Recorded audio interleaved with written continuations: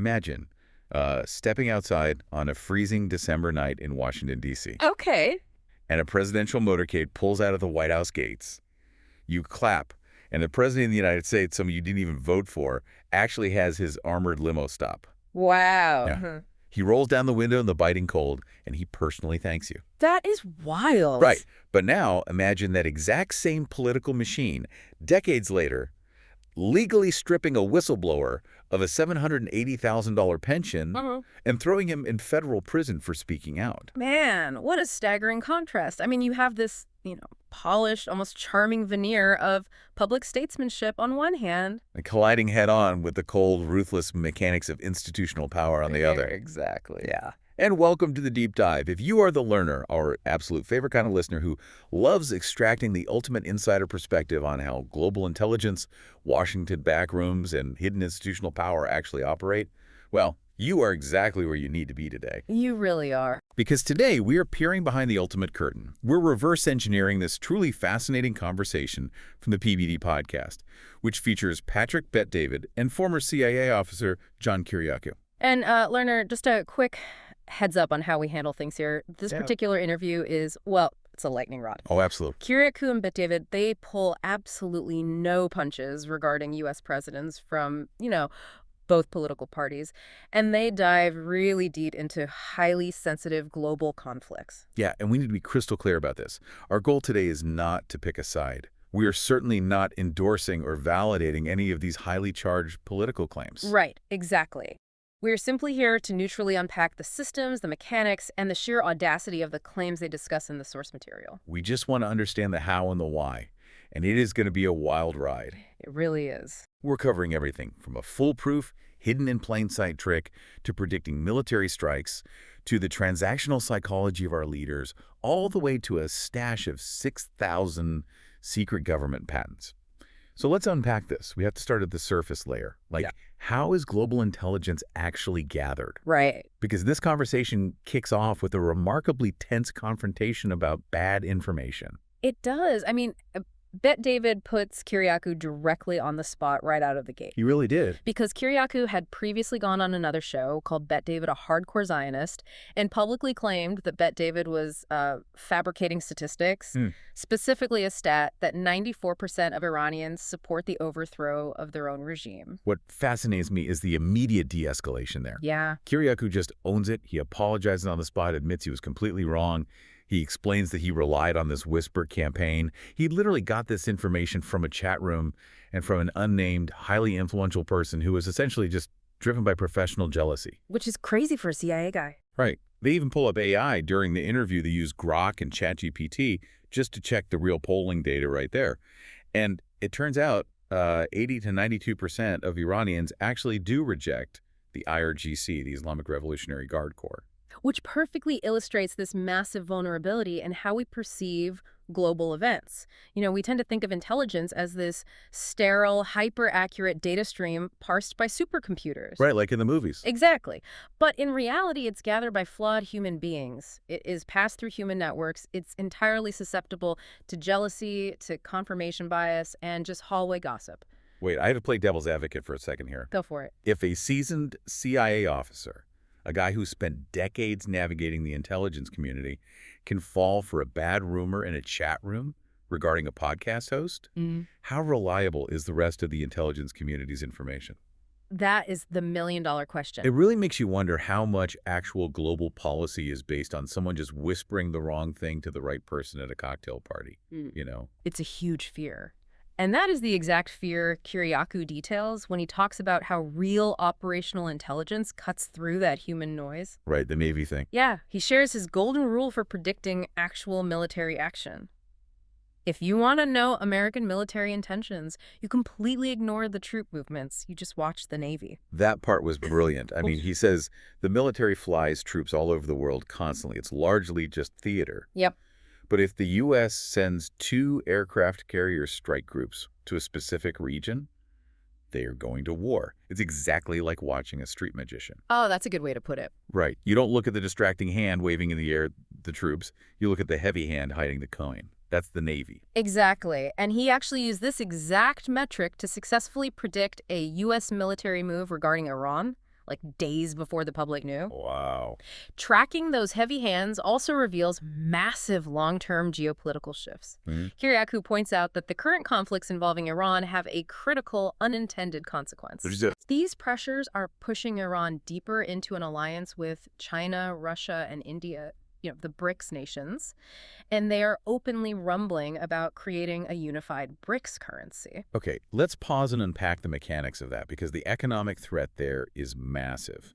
How does a new currency actually threaten the United States? It all comes down to the petrodollar. Right. Right now, global oil is predominantly traded in U.S. dollars. That means every country on Earth needs a massive reserve of dollars just to keep their lights on and their cars running. So it forces everyone to buy our money. Exactly. That creates an artificial baseline demand for U.S. currency, which allows the United States to borrow money cheaply and sustain its economy.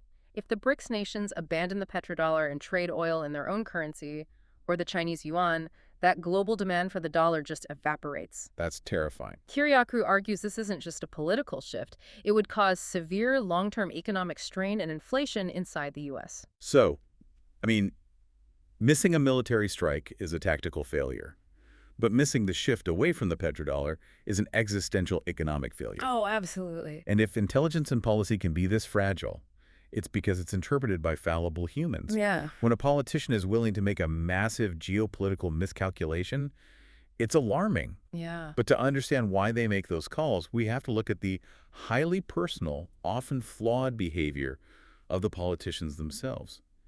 Kiriakou spent 44 years in D.C., and his stories really strip away the polished veneer of statesmanship. They absolutely do. We mentioned that freezing December night with Ronald Reagan at the beginning. Right. Kiriakou was an 18-year-old liberal college student, politically opposed to Reagan, but he clapped out of respect for the office.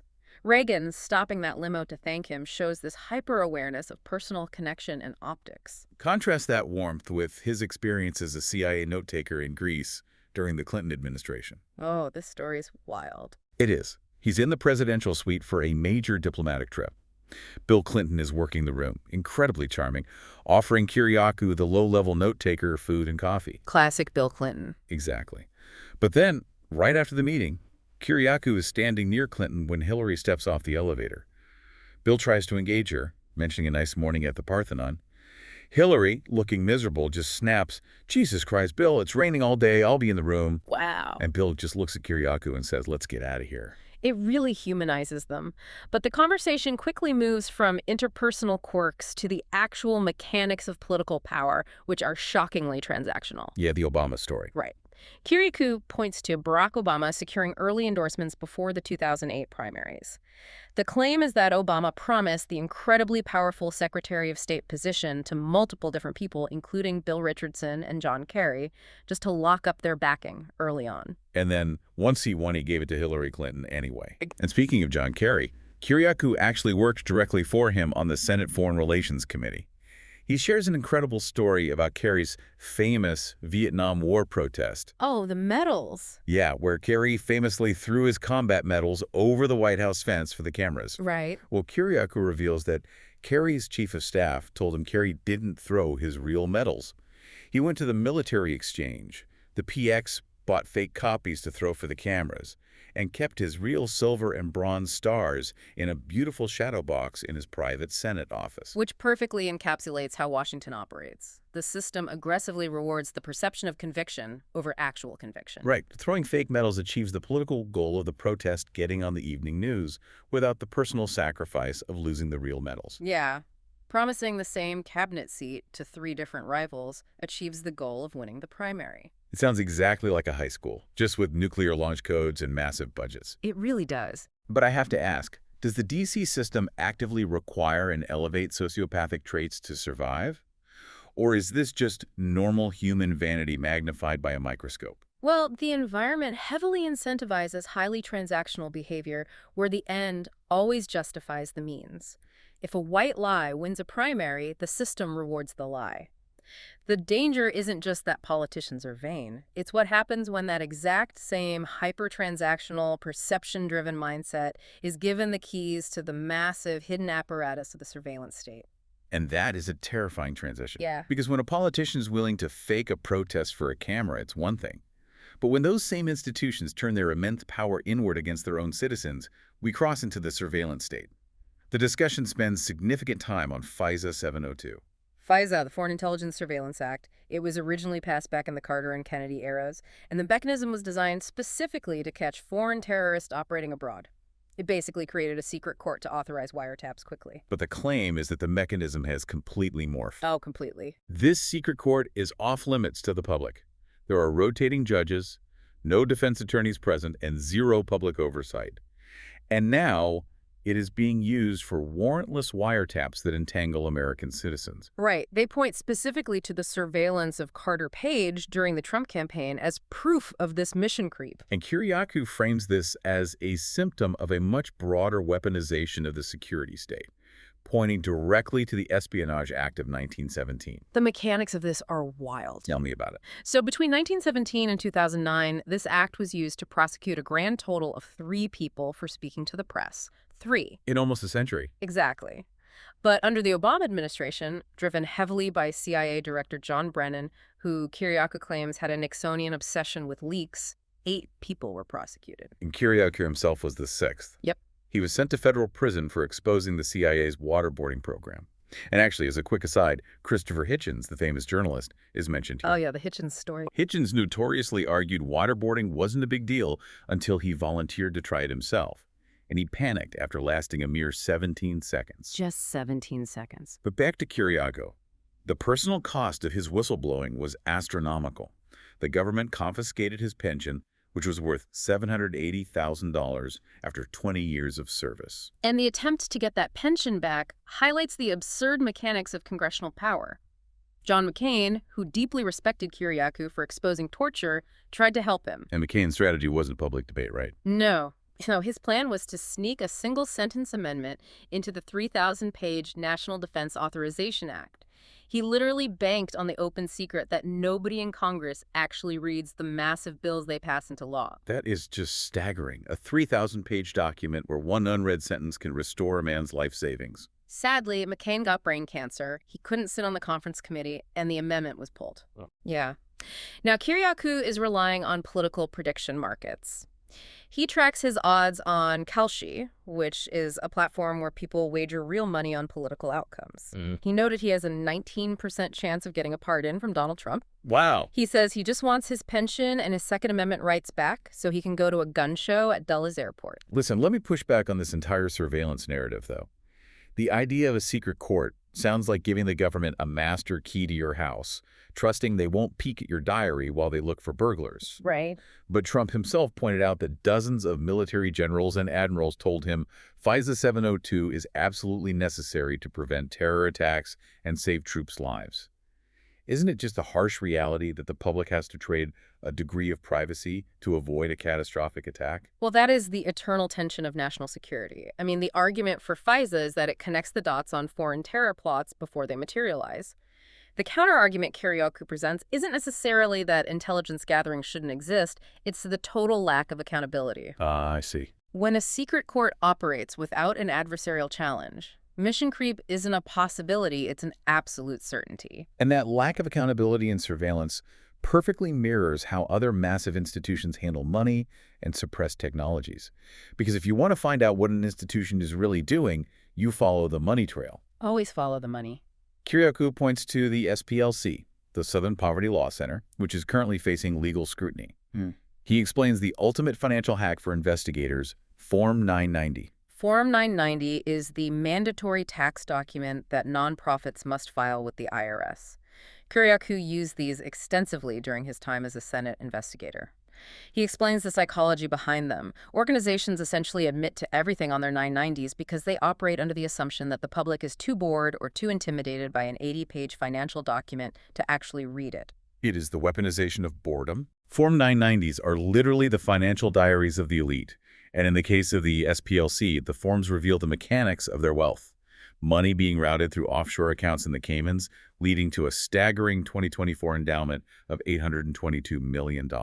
It demonstrates the sheer scale of wealth operating quietly behind the shield of charitable status, but the conversation shifts from financial secrets to potentially lethal institutional secrets. This part gets really dark. They bring up a deeply unsettling claim that 11 scientists in high-security fields have recently died or gone missing.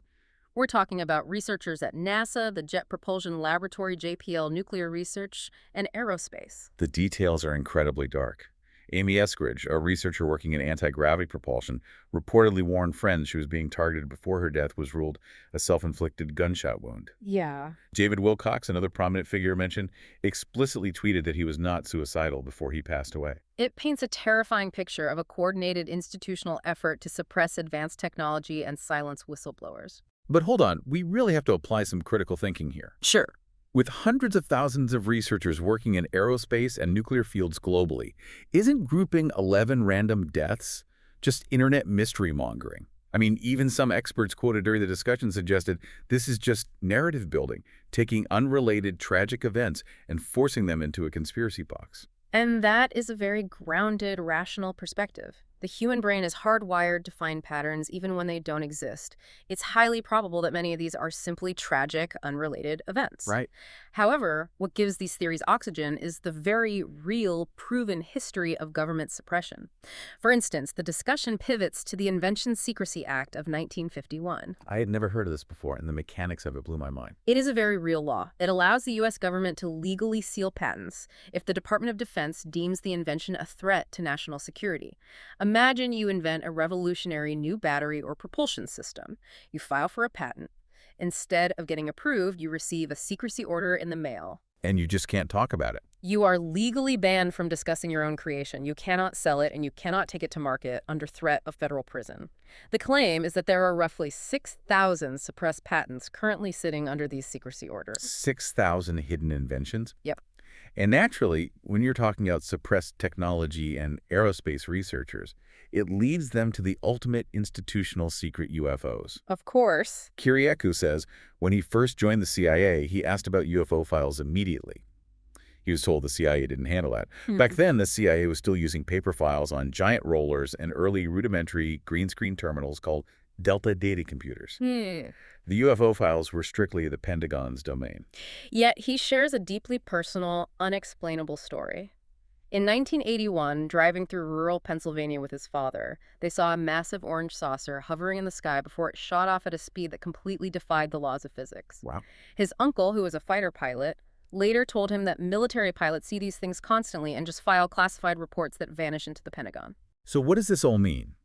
If we synthesize this entire journey, we started by looking at how easily intelligence can be warped by a jealous whisper in a chat room. Right. We peeled back the curtain to see the vanity, the fake medals, and the highly transactional nature of the flawed humans holding power in Washington.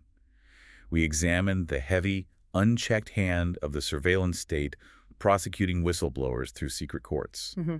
And we ended with the sheer, staggering scale of institutional secrets, from Cayman Island accounts to 6,000 legally locked away patents. The undeniable through line here is accountability, or rather the complete lack of it. Exactly. Whether it's a politician making an empty promise for an endorsement, a secret court issuing a warrant without a defense attorney present, or a bureaucracy hiding a technological breakthrough, power protects itself by controlling the flow of information. And here's where it gets really interesting for you, learner.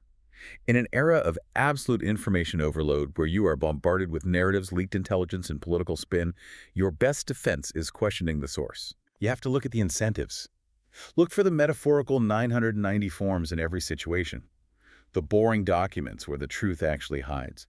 You have to realize that the people running the world, the ones with the nuclear codes and the secret courts, are just as flawed, petty, and human as anyone else. They really don't have a perfect blueprint either. They are navigating the exact same muddy waters as the rest of us, just with much bigger, more heavily armed boats. Which brings us back to that illusion of precision we want from the world. We want the truth to be clean and visible. But the truth is often locked in a file cabinet. Yeah, it is. Which leaves us with this final mind-bending thought. If the government has legally locked away 6,000 patents under the 1951 Invention Secrecy Act, what massive, everyday problem that you are struggling with right now might already have a solution sitting in a dusty filing cabinet in Washington? Something to think about.